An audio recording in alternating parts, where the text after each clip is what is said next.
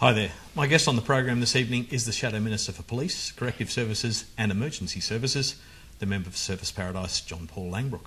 John-Paul, welcome. Hey Shaun, good to see you. We're going to talk about John-Paul Langbroek, the man rather than the politician.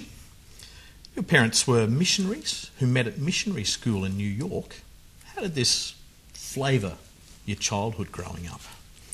What do you remember about it? I suppose as you get older, you sort of get more interested in those sorts of statistics about how your parents, the facts about how your parents met. In fact, I was only asking them a couple of weeks ago when they were up here from Melbourne about that story because as growing up, they were just my parents, and it was as I got older and, of course, formed my own relationships that it was really quite unusual that my mother and father met for about a week as my mother started this course at a Bible college, and my father was just completing his course and was being sent to Belgium to be a missionary, having come from Holland to do the course. Yeah. They met for a week, 3 times in a week, and my father got on the boat and went over to Belgium, and my mother corresponded with him for a year, and in that year he proposed to her by mail, and she went over to Belgium and married him in Bruges a year later, which is pretty amazing, and 50 years later they are still married.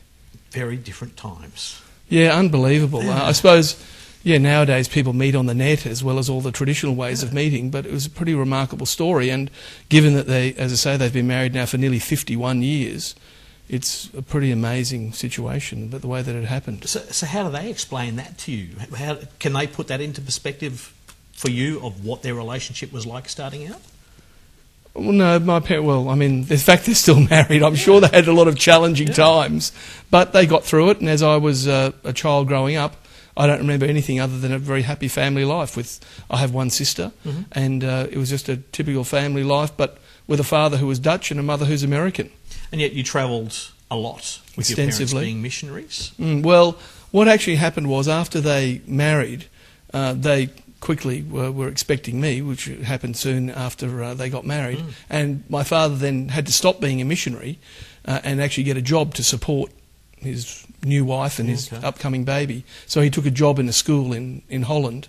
When I was subsequently born, both my mother and I found it very hard to adjust to the Dutch winter, and we had a lot of Dutch people in Australia in the post-war migration period who then said to him in 1961, you should come to Australia. It's great weather here and you could get a job. And so we migrated in 1962. Literally get away from that damp and the cold and come to Queensland where it's hot and humid. Yes, and well, there were a lot of Dutch, as many people will know, who came both after the war, the Dutch and the Germans and Italians and Greeks, that typical post-war migration period. And because they had friends here in Brisbane living at Fruit Grove, that was their early memory, that when they got off the boat in Brisbane, they literally got taken by their friends at Fruit Grove, and that's where we subsequently ended up living some 25 years later, but in a new estate on the other side of the railway tracks. So, but we have been Queenslanders ever since then. When my father first came, they got sent to Boona. He was a teacher at Boona State School, where I think his nickname was Dutchie. In the grand Queensland tradition? Yes, and a few people have said to me that they've come up to me and said, your father taught my wife at Boona State School in the early 1960s. Your dad was Dutchie Langbroek? Yeah, he was. Wow. Yeah. Wow. So what do you remember about growing up in Boona? Well, I don't remember anything too much about Boona. I was only 1 and 2 when we lived there. Yep. But subsequently, after we went back to America for a short time after the birth of my sister in the mid-1960s, and we came back to the Gold Coast. And that's my earliest memories of growing up, because my father was subsequently given a job at Burleigh Head State School. Okay. So that's where my connection with the Gold Coast really started, and where I've now ended up as a Member of Parliament. A vastly different place now than it was when you were growing up there. Yeah, it is, but there are lots of areas that, especially when you go to places like Nobby Beach, which is where we rented a house, that when you drive around those streets just behind the beach, that still actually give me a sense of déjà vu for when the chairlift was there at Miami, and the shops there that, whilst they've been modified and modernised, still are very much like they were back then. And so some of those areas that, and I know my children get quite bored with me saying, I went to Burleigh Head State School, or here we are in Nobby's Beach or Southport where we lived as well. So, Your sister Kate has created quite a successful career for herself in the media. I mean, you had a successful career as a dentist. Growing up, did both of you already have an idea about where you were headed? No, but my parents were very, very... they certainly gave us a lot of positive reinforcement about what we should do in terms of getting an education. And I know that's something that a lot of people talk about, but I think we are classic examples of the importance of positive reinforcement from parents. There are enough people out there who are always ready to drag you down and say you can't do things. And Kate and I were always told by our parents, well, not told, just it was a given that if you wanted to do something, if you were prepared to work hard enough to do it, that you could get there.